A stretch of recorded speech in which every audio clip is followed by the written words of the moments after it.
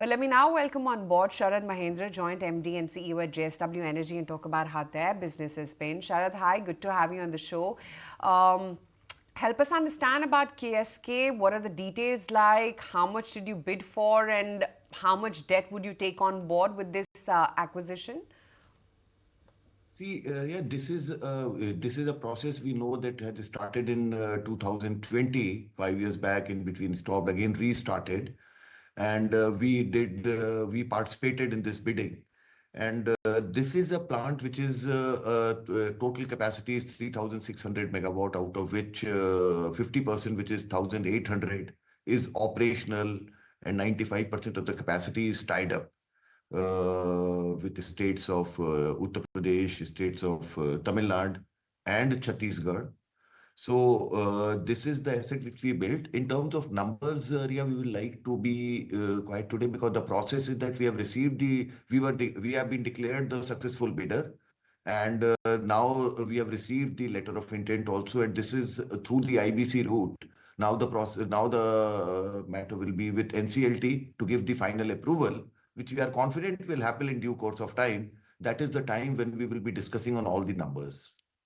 Okay, Mr. Mahendra, we'll come back to you when you're willing to discuss those numbers. But at least help us understand how much is the operational capacity right now.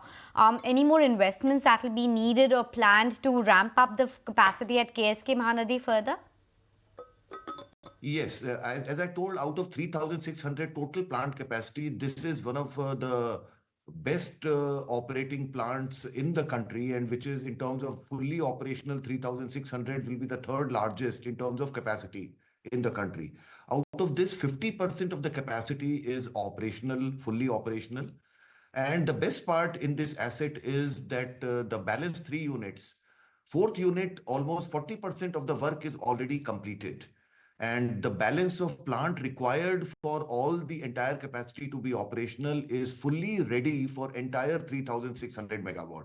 Whether it is the transmission evacuation system, or whether it is the water pipeline, the balance of plant within the plant boundary, everything is fully ready for entire 3,600 megawatt capacity. So definitely, yes, this will be requiring some investments on which in due course we'll be talking on the numbers. But yes, we are quite confident that at a very, very fast speed, this entire capacity of 3,600 megawatt will be operational. Right. So, how much do you think this can actually add to your revenues as well as profits? See, as we told that presently, when we talk of 1,600, 1,800 megawatt operational capacity, which has a 95% tied up capacity under long-term and medium-term PPAs, this will definitely add significantly to our revenue, as well as being close to the mine pit. It is very, very close to the coal mines, wherein the fuel cost is also extremely low. So it becomes a priority supply to the states who are buying in terms of the merit order, because of the low cost of power.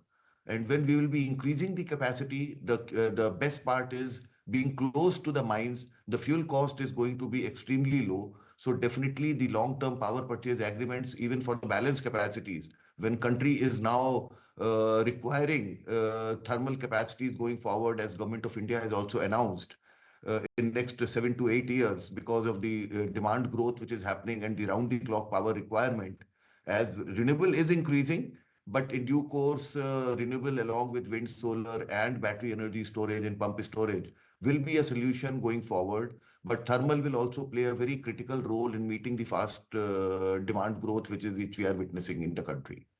Sure. So you're talking about the various segments which are likely to see growth, but Mahendra, after the kind of acquisitions that you have made with respect to O2 and KSK, should we now assume that you will go a little slow on acquisitions, or there are more that you're working on and we should hear about them soon? See, as we have been maintaining a stand earlier that we keep on evaluating any asset or any opportunities which are available in the market. But yes, in recent times, we have done this two large acquisitions. And this, in fact, O2 is, sorry, this KSK is slightly bigger only, the numbers which we are seeing in the publications bigger than O2. So we will keep evaluating as and when we find that any opportunity which is very attractive and also is in line with our strategy going forward till 2030, we will keep evaluating. But yes, presently after these two acquisitions, we'll be focusing on the entire order pipeline which we have, because once after this asset also comes, after the NCLT process is complete, our total capacity, logged in capacity reaches 28.2 gigawatt. So we will be focusing more in this capacity expansions of the existing plants, as well as the order pipeline which we have, wherein as we have been maintaining, more than two-thirds of the capacity is in the green energy space. So we'll be focusing in adding capacities in wind, solar, and pump storage and battery energy storage. Right. So could you comment on the cancellation of the tariff from CERC for BESS project? See, that is something which we have to understand, that this was a tariff adoption out of which 50% of the capacity has already been tied up, which is with the state of Gujarat, which has the regulatory approval also, and the PP also signed, the BASPA also signed. This is something which is, we have to understand, is very, very important in terms of the timing of this bid when it happened. We have to remember, if we see the names of other bid participants who did this about 2.5 years back, and what was the prices prevailing at that time, and we were declared the L1. There were many, many large organizations who participated in this, including some of the large PSUs also. But then also we took a calculated call, ensuring that our benchmark returns are protected, and we moved ahead. So definitely this is something which is, I will not say that it is cancelled, because there is always an opportunity to represent our case, which we are representing. And there are so many such cases of past also, wherein these cases, the orders have been and the tariff adoption has taken place and the PPAs have happened. So we are quite confident that definitely our representation will be seen in a positive way, and we expect a positive outcome for us in this. And just before we let you go, we do understand that you're likely to hit the target of 20 gigawatt much earlier than your anticipation of 2030, which was your earlier target.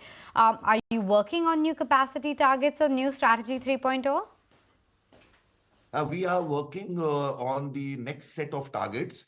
As I told you, that when we had announced about 2.5 years back that we'll be reaching 20 gigawatt by 2030, and the first milestone out of that was that by end of FY25, that is March 25, where we are reaching now, will be 10 gigawatt.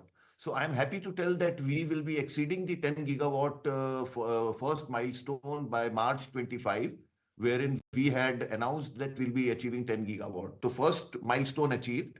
Once we are there at 10 gigawatt, then we are now on the drawing board working on our revised numbers. As I told you, that with this KSK LOI and the process getting completed, hope in the next few months, our total logged in capacity is 28.2 gigawatt.